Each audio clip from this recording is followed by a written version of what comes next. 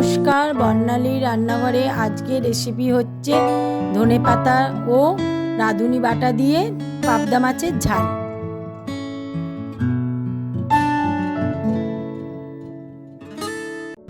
পাবদা মাছের জন্য আমি এখানে রাঁধুনি নিলাম, ধনেপাতাটা দিলাম, দিয়ে আমি শিলে বেটে নেব। কড়াটা গরম হয়ে গেছে, আমি পাবদা মাছ ভাজবো। তেল দিয়ে দিলাম, সর্ষের তেল।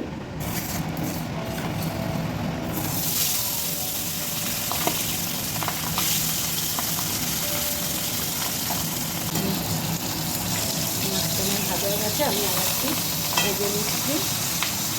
আমার মাছটা ভাজা হয়ে গেছে।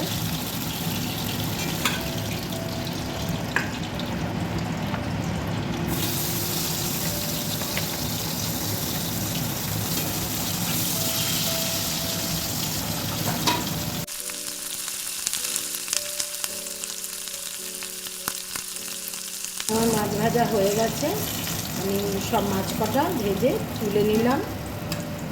ওই তেলে আমি রাঁধুনি আর কালো জিরে ফোড়ন দিলাম, কাঁচা লঙ্কা দিয়ে দিলাম, টমেটো দিচ্ছি,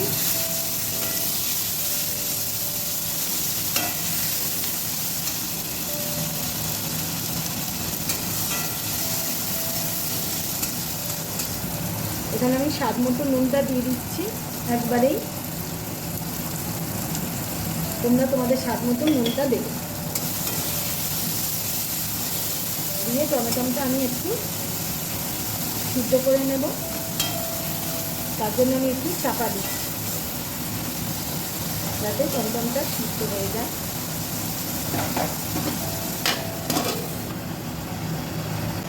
আমি ঢাকাটা খুলে নিচ্ছি। আমার এখানে টমেটোটা গলে গেছে। এরপরে আমি এখানে কিছু মশলা দেব। আমি হলুদ দিলাম আর একটু ধনে জিরে গুঁড়ে দিলাম, মেশানো আছে।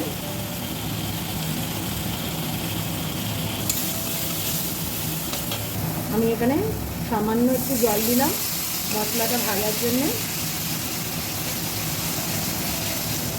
এখানে আমার ভাজা হয়ে এসছে। এবার আমি ধনেপাতা বাটা ছিল, রাঁধুনি বাটা, এটা আমি দিয়ে দিলাম। এটা দিয়ে বেশিক্ষণ আমি নাড়াচাড়া করব না। আমার এখানে ধনেপাতা আর রাঁধুনিটা দিয়ে আমি বেশিক্ষণ নাড়িনি, একটুখানি নেড়ে আমি জল ঢেলে দিলাম। বেশি নাড়লে পারে রাঁধুনিটা তিতো হয়ে যাবে।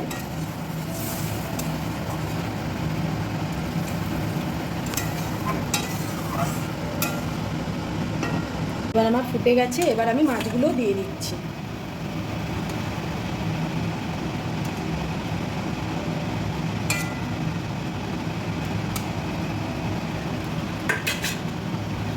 দিয়ে আমি একটু চাপা দিয়ে দিলাম মিনিট 5-এর জন্য।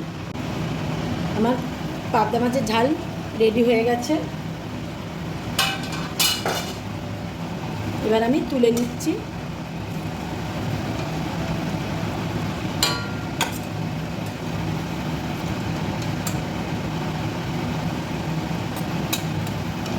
রেডি হয়ে গেল আজকের রেসিপি পাবদা মাছের ঝাল।